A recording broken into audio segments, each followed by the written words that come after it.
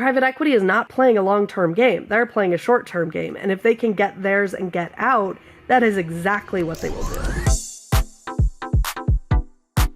Over the past few years, private equity has quietly been gutting major sectors of the American economy. From healthcare to housing to retail, our news media, and more, the industry is a multi-trillion-dollar powerhouse that touches all of our lives in ways we might not realize. Journalist Megan Greenwell has been covering the rise of this industry, and her new book, Bad Company: Private Equity and the Death of the American Dream, reveals how private equity takeovers have disrupted industries, eroded job security, and undermined essential services throughout our country. Today, we're going to dig into the rise of private equity, talk about how and why it's infiltrated every aspect of our lives, and what average people can do about it. Hi, Megan. Welcome to Power User. Hi, Taylor. Thanks for having me. Okay, so Megan, you've written this fantastic book that's really a deep dive into private equity, how it works, how it's affecting our economy, and all of this. When did you start to get interested in this topic, and when did private equity first come on your radar? I had no background in finance reporting. I've reported on almost everything, but somehow never finance or economics. And I knew nothing about private equity until it came into my life. So I was the editor-in-chief of Deadspin, the sort of like snarky sports website that was the sister site to Jezebel and Gizmodo and all of those wonderful Gawker media sites. And we got bought by a private equity firm in 2019. And honestly, originally, I did not think it was the worst case scenario. We were in a bad ownership situation before. Deadspin itself was doing really well by every metric, including money. And so I thought, great, they're talking a big game about how they're going to come in, strengthen up the business side, offer us some good opportunities to expand the things that we can monetize. Why not, right? And what happened was it all went to hell just immediately. These guys came in, had no idea what we did, and had no curiosity about what we did, even though, like I say, we were doing well, and just really wanted to issue directives for the sake of issuing directives. So it was clear pretty immediately that I was not going to be able to remain in this job, and I was driven out of my job within about 3 months. But I couldn't stop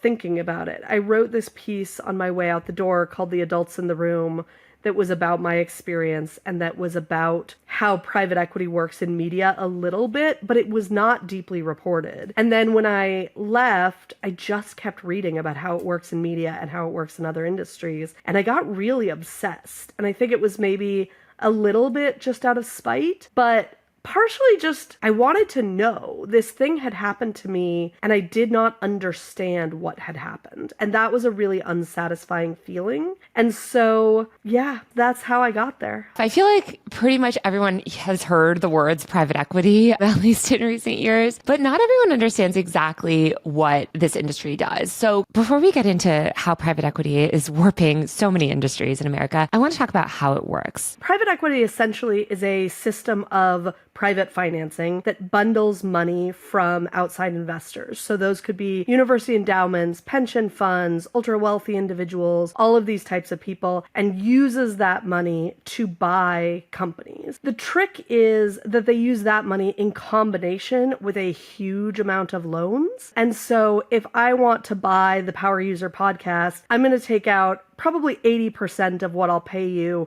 will be loans. And the weird part about private equity that is unlike other types of financing is that those loans will not be taken out in my name as the private equity firm, but they'll be taken out in the name of the Power User podcast. So if I drive your podcast into the ground with my bad management as the private equity firm, I'm not responsible for paying any of those loans back. Only your company is responsible for paying them back.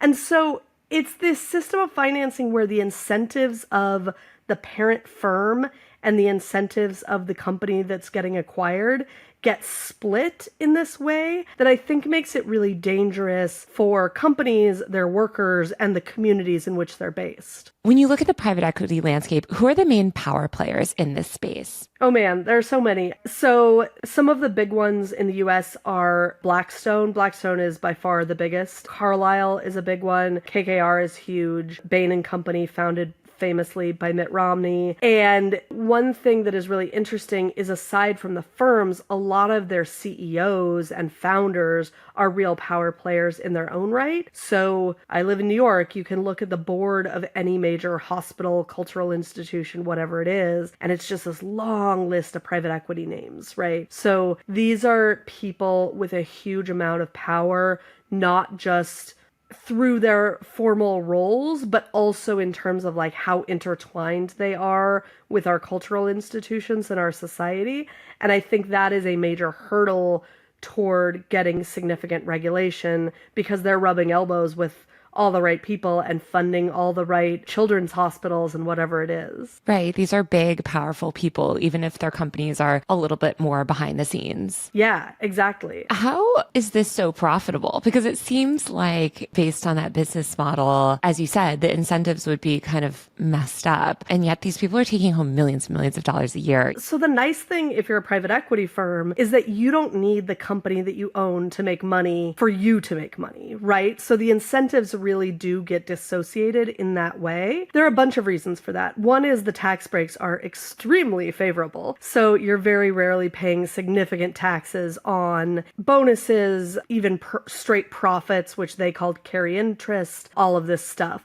Another is that I, as the private equity firm, if I'm buying your company, I make my management fee no matter what. I could be making catastrophic business decisions for your company, but I'm still going to get paid 2% of the deal every single year. There are performance bonuses on top of that, so I will make more money if your company does well.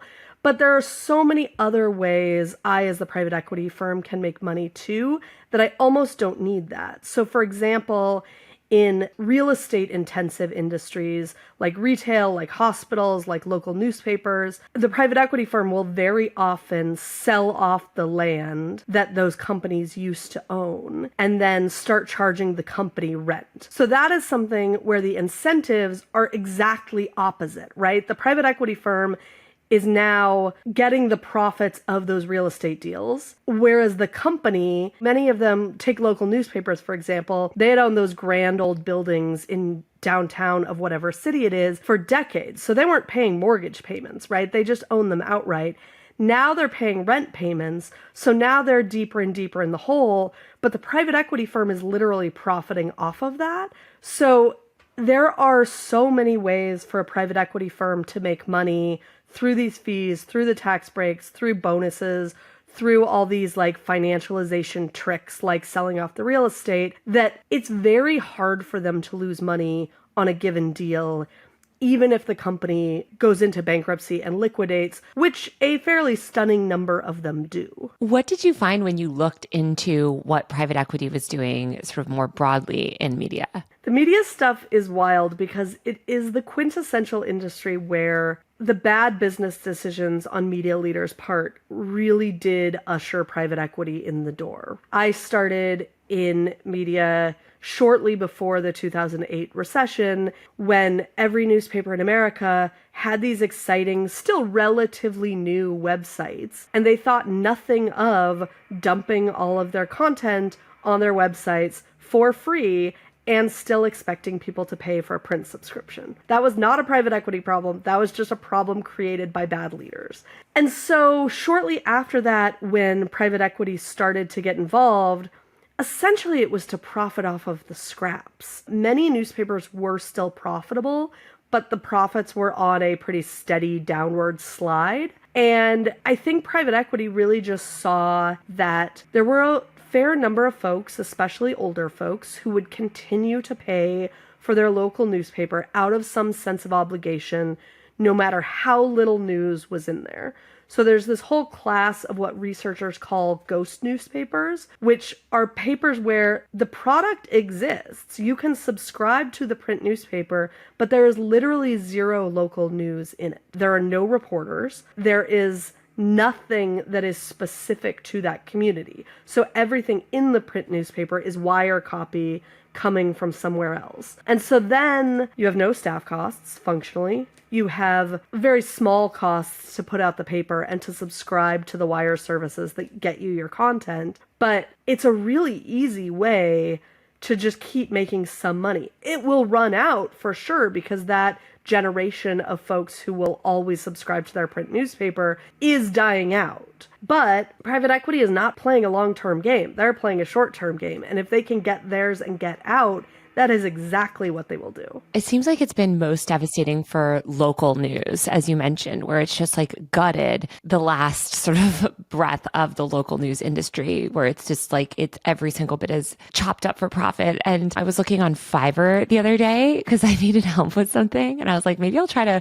use Fiverr for the first time. And I was looking at these people's profiles that do like content marketing or whatever. And a lot of them have local news experience. And I was clicking into their profiles. These are people in Bangalore and all that, just very far. They're writing very like kind of, I don't want to say low quality, but it seems kind of just like very generic content for these weird conglomerates that just sort of like publish content across lots of local media outlets. It reminded me of what you said because I was like, God, if you subscribe to this stuff, you're literally just getting sort of like generic copy. And I'm sure a lot of that also will be like outsourced to AI even soon. Like it's just sort of like content for content's sake. And there's no real journalism or investigative reporting or accountability focused stuff that's happening in these like local areas. Yeah, no, there's nothing. I mean, I talked about those ghost newspapers that are in small towns and rural areas, but even in pretty major cities, the staffs have just been cut to the bone. So I write a bunch in the book about the Austin American-Statesman, which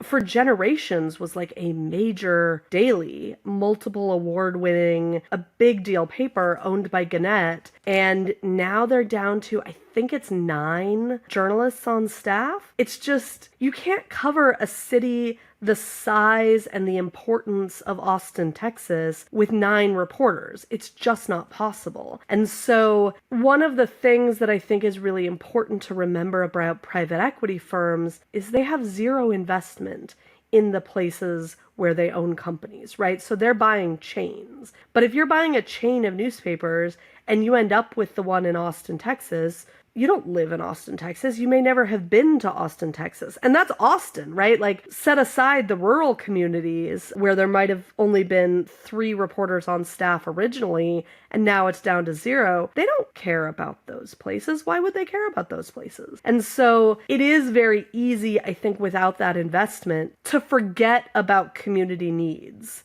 and to just say, great, we can cut and we can cut and we can cut, and that will give us some profits, and then we'll get out. So private equity isn't just affecting news, it's also affecting other industries. And I want to get into some of those. We can start with hospitals because I feel like that's been something that's really affected people's lives recently where they're coming in and buying up these hospitals. Can you talk a little bit about when private equity entered into the healthcare market and what its effects have been? Private equity was not in healthcare in a serious way until the Affordable Care Act. The Affordable Care Act had all sorts of wonderful benefits, and it also had this problematic side effect of making it much more lucrative for private equity and other financial firms to go into healthcare because more of the payments were guaranteed, right? So that was just super attractive to them. And so that was really when private equity started to explode in the healthcare market.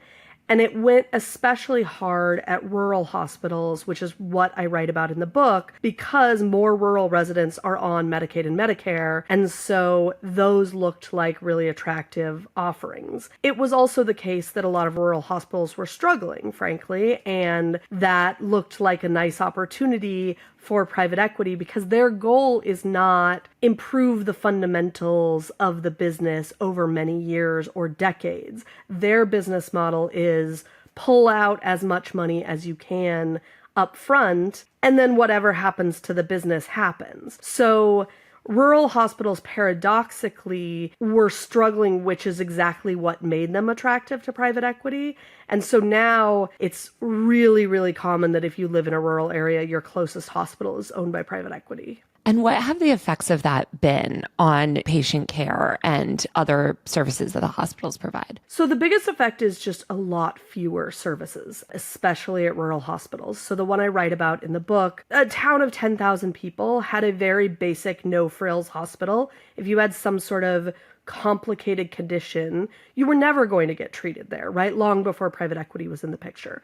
but basic surgery, right? Getting your appendix out, delivering a baby, getting your kid's head stitched up when he fell off the coffee table and split open his forehead. Those were all things that every rural hospital could provide. And what happened was when private equity came in, they just started getting more and more and more of those services stripped. That's a super common story. It turned into what the locals now call a Band-Aid station rather than a true hospital. The other factor, and there is less data on this, although there was a landmark study at the end of 2023, is that patient care does get worse. There are all of these factors that are the classic preventable complications in hospitals. One of the biggest ones is what they call central line infections. So if they need to put an IV like straight into your central system as opposed to in a vein in your arm, those are an incredibly preventable complication. They usually result from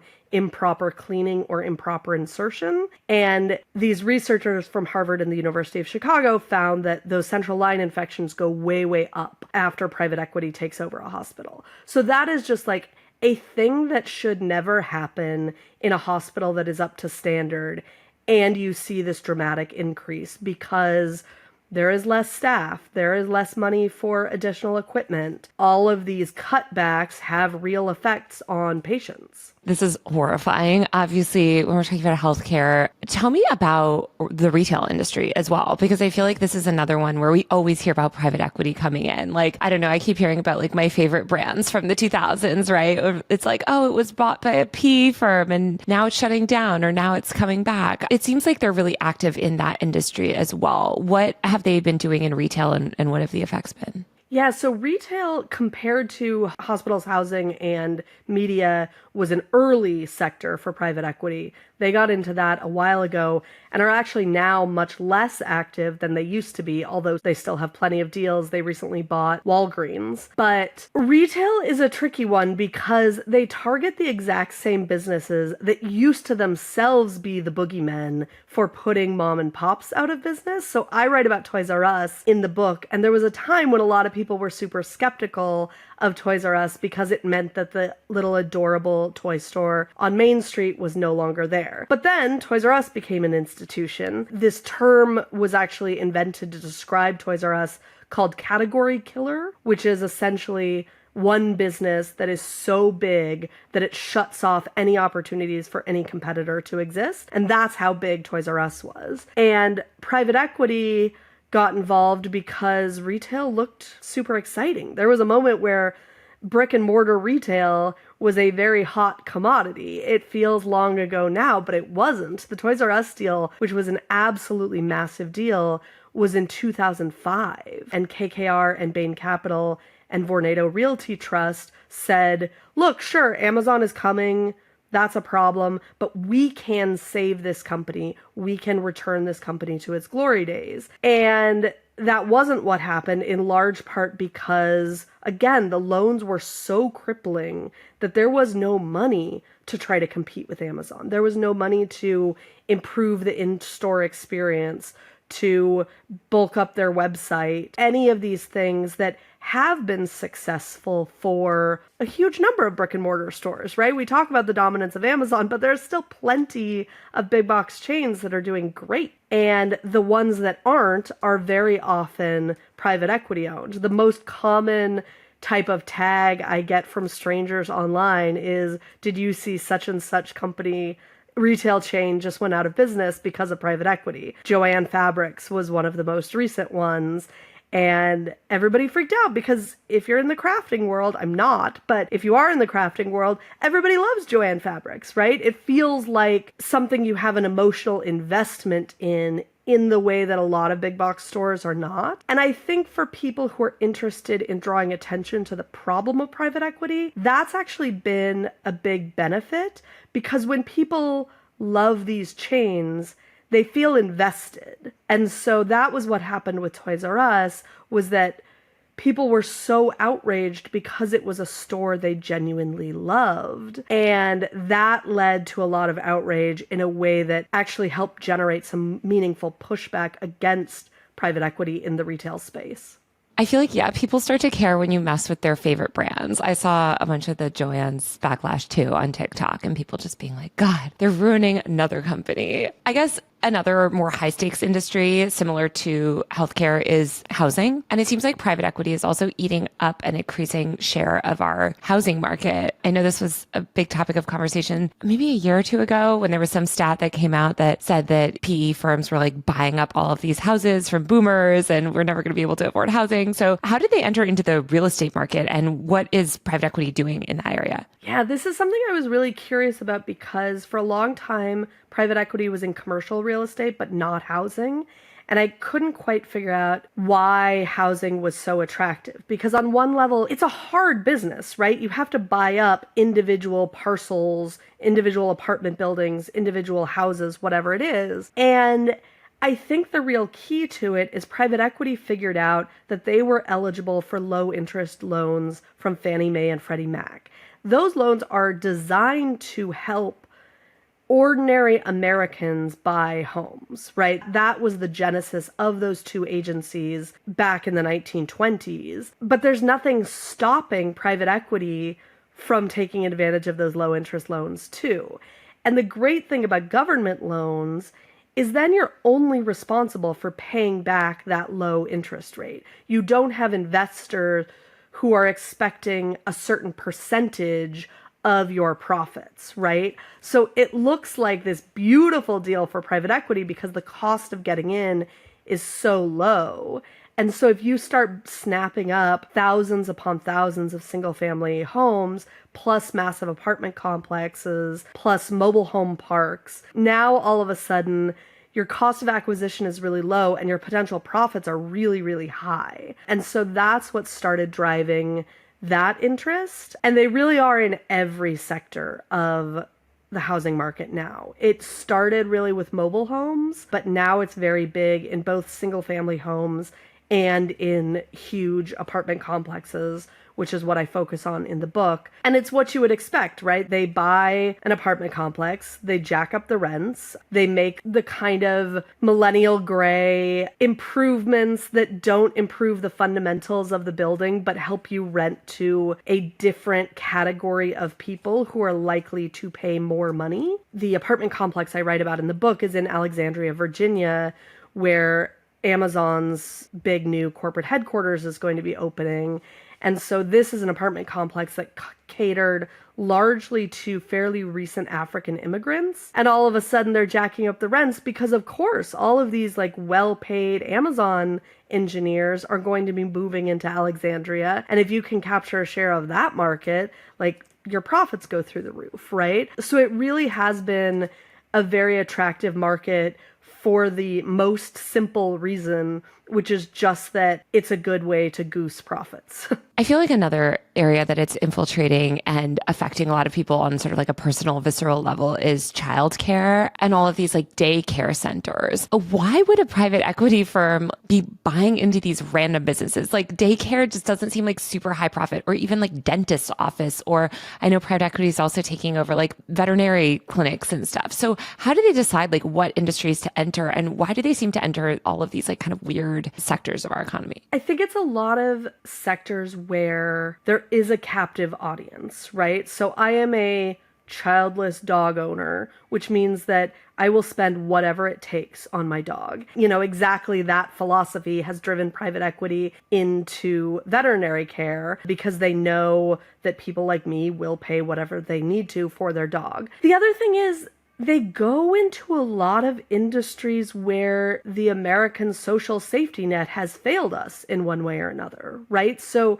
preschool is a great example of this, where you have to pay something to get your kid into daycare if they are too young for kindergarten. That is a societal failing, but that is absolutely the world in which we live. So the potential profits there are actually crazily high because you have all of these people who literally just need somewhere to stash their kid so they can work. And so that's one where a couple of the like biggest daycare chains in America, including one that is all over Brooklyn where I live, are owned by private equity. And I'm not sure how many of the parents whose kids attend daycare there even know. I've had multiple friends text me, months after their kids started going to a certain daycare saying, hey, did you know? And I was like, yeah, unfortunately I did. Dentistry too, like so few people have comprehensive dental insurance. And so if you have an emergency situation with a tooth, you're just going to have to pay no matter what that takes, because you can't just remain in the agonizing pain that this tooth problem is causing you. And so again, it's like this weird combination of desperation, no functioning social safety net, and that combines to make a really nice chance for profits. It's so depressing. It's like they're kind of like vultures feeding off this economy. I hate to put it that way, but as you said, they're really profiting off this lack of a safety net. Are there any safeguards in place to protect people who are actually like the patrons of these businesses, or people, for instance, that are, having to rely on private equity driven services now? Because it feels like no matter where you go, you're sort of encountering these decaying businesses where like the services are just depreciating and depreciating. Honestly, there are not a lot of legal protections right now. And the reason there are not a lot of legal protections is because the private equity lobby is big and powerful and has done a really good job sort of keeping elected congresspeople and senators under their thumb. In the 2020 election cycle, only 12% of people who ended up winning election to Capitol Hill did not take any private equity money. So 88% of people on both sides of the aisle did. That's just hard to combat, right? There have been super interesting ideas for legislation, some industry specific and some more general. So Elizabeth Warren has proposed what she calls the Stop Wall Street Looting Act 3, 4, 5 times since she originally proposed it in 2018. Without a pretty dramatic change in the composition of Congress, that's never going to get through, right? But the idea is out there. She's ready. There is more happening on the state level. So one thing I'm really interested in is in Massachusetts, there was this disastrous bankruptcy of a healthcare company called Steward. The Boston Globe did some incredible reporting on this story. And Steward was not private equity owned at the time that it went under, but had been private equity owned just before that. And then they sold it to their CEO. And it became clear that they sold it to their CEO because they had driven it so far into the ground that they just wanted out, right? The company goes under, dozens of hospitals across several states close, and the legislature of Massachusetts, where the company was based, said, look, we have to do something about this. And they passed a pretty revolutionary bill to regulate private equity in healthcare in that state. Now, Massachusetts is a blue state, right? So that is not the type of regulation that can happen everywhere and would never happen on the federal level. But there are things happening. And one thing I wanted to make sure to do with this book is shine a little light on the things that are happening, because it is a topic where it's very easy to feel defeated and feel like, well, everything sucks, bye, And I really didn't want to do that. And I really don't believe that, right? There is interesting stuff happening. Well, what other type of interesting stuff is happening? So there's a lot of work to rebuild industries from the ground up, which is something I'm just always attracted to, because I take great pains to say in the book that private equity did not create the problems of this industry, right? So if we talk about the media industry, which I write about in the book, there were all sorts of catastrophic business decisions by media leaders long before private equity entered the picture. We both know that very well. What has happened now that private equity is very big in local newspapers is that people are trying new models, right? And that's interesting and exciting and doesn't require congressional approval. So the biggest one I write about in the book is the wave of nonprofit startup local newsrooms. That is just like a genuinely exciting thing that is happening. The Baltimore Banner, which is part of this group, just won a Pulitzer in their 3rd year of existence, right? And is by all accounts doing well financially. So I am really interested in regulatory efforts and court cases and all of those things. But I'm also just really compelled by people who are doing the work to reinvent their industries without the problems that ushered private equity in the door in the first place. You're talking about some inklings of reforms, I guess, in places like Massachusetts and others. Are there any more like grassroots movements against private equity? It feels like a lot more people at least are aware of private equity and frustrated by it. Like, are people trying to do anything else to bring more like transparency even to this industry? Yeah, there is movement. And I think one of the inspiring things, for lack of a less cheesy term, is that a lot of it is really coming from the ground level. So we talked a little bit about the story at Toys R Us, and what happened when Toys R Us went out of business is the 33,000 workers at the retail stores were told that even though their contracts guaranteed severance, they weren't going to get severance because this was not a normal layoff, this was a bankruptcy. And so they fell low enough in the list of creditors in the event of a bankruptcy that they weren't guaranteed any severance. And so that was a case where, you know, we're talking about people making minimum wage. All of a sudden they're out of a job and have zero cushion to deal with that, even though they took this job understanding that they would always have a cushion if something terrible happened. And what happened was the workers banded together and said, no, we're not going to take this. And they started these huge protests against the private equity firms that had taken away their jobs. They would go protest in front of KKR's offices in New York. And of course, nobody ever let them up. But those protests drew some headlines, right? Especially when there were the woman I write about in the book was an Alaska native, had moved to Oregon to make a better life for her family, had this incredibly compelling story of how she had supported her family of 5 on a Toys R Us salary, and was incredibly well spoken about it. And so when she started talking, the media paid attention.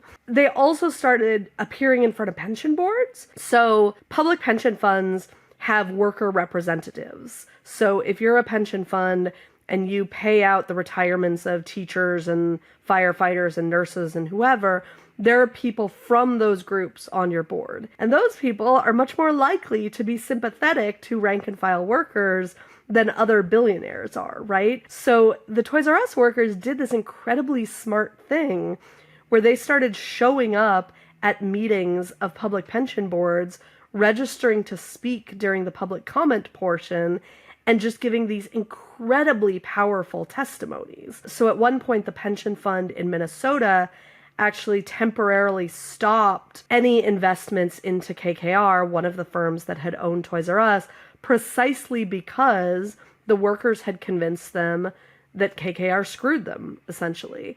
And the result was legally they refused to call it a severance fund. They called it a hardship fund. But the workers got money. And that does not happen unless this group of rank and file retail workers stand up and say, this is not something that we're going to take. We should not have to put up with this. And we're going to stand and fight until we get treated better. And so that is a pretty cool example of it actually paying off. There have definitely been other examples, but that's just one I really like because the effects were so direct. Yeah, that's amazing and good for those workers. It is such a villainized industry because it is doing such awful stuff, but is it helpful in any way? I mean, is there anything good? I'm picturing some private equity executive, not that they probably listen to my podcast, but what would they say? Are there any sort of benefits where they've come in and actually helped things? No, there are. The private equity's chief lobbying group loves to say that we are fundamentally an industry about helping small businesses. And they have these statistics about how the majority of all private equity deals are actually at small businesses, not at giant companies like a hospital chain or Toys R Us or whatever it is. That is absolutely true. And it does seem true that in small businesses, private equity can be helpful because if you run a business that would benefit from expansion, but you don't have the capital to do it, a private equity firm coming in and saying, great, here's some capital, let's improve it, is helpful. The biggest problems, the most problematic private equity deals are the biggest ones. And so that means that those affect the most people, and that means that they're also the ones most likely to go badly. And so to me, it's a little bit of a dodge, though technically accurate, to say that most of our work is in small businesses, because in terms of number of deals, that is absolutely true. But in terms of amount of money, that is certainly not true. And so private equity started in the 60s with what they called bootstrap deals, which was essentially investing in small family-run companies that would benefit from expansion. Had it stayed with that model, sure, okay, maybe it's a totally functional industry. But the need was to expand and make more and more and more money, and that required going to ever bigger businesses. Right. So it sort of built upon itself, and now we've created a monster. Was there anything that wrote this book that really surprised you? I mean, obviously you said you didn't follow as much about private equity before writing it, but is there anything that I guess really changed your beliefs on something or was really unexpected? I think one thing that really surprised me was actually how many reasons for hope there were. I was really nervous about ending this book on a note of, wow, isn't this terrible? It just didn't feel productive. But nor am I an advocate, nor was I going to offer policy prescriptions at the end of the book. And so my solution to this was to find characters who are working on the problem in interesting ways. The most interesting reveal in the book, to my mind, is in the last chapter of the hospital section. And so I'm not going to spoil it here. But this small town in Wyoming, the neighbors banded together and did something pretty radical that paid off in major, major ways. And I just think it's cool. And I think if you hear about that or read about that or talk to the people involved, it's hard not to get kind of excited about the fact that there are people putting themselves on the line to tackle this in a real way. And these were not people with any real power, right? These were middle and lower middle class folks in small town Wyoming. And they pulled off something pretty close to a miracle.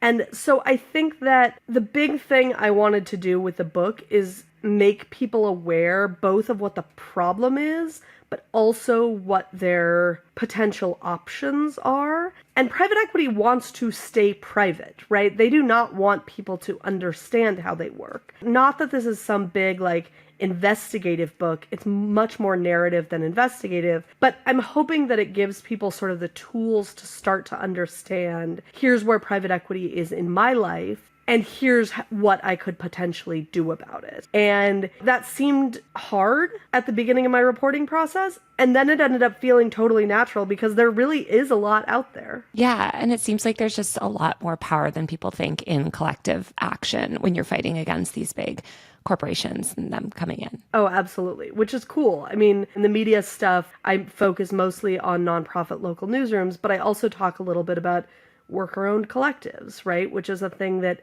did not exist until a few years ago. And can that model fundamentally transform the broken media business model? No, probably not. But as an ingredient to a more healthy media ecosystem, yeah, it's great. And that's just collectives of people saying we're going to do the work together. All right, Megan. Well, thank you so much for joining me today. Thanks so much for having me. It was a fun conversation. All right, that's it for this week's episode. You can watch full episodes of Power User on my YouTube channel at Taylor Lorenz. And don't forget to subscribe to my tech and online culture newsletter, User Mag. That's usermag.co, usermag.co, where I talk about all of these things and more. If you like the show, give us a rating and review on Apple Podcasts, Spotify, or wherever you listen. And we'll be back next week with a brand new episode of Power User. See you then.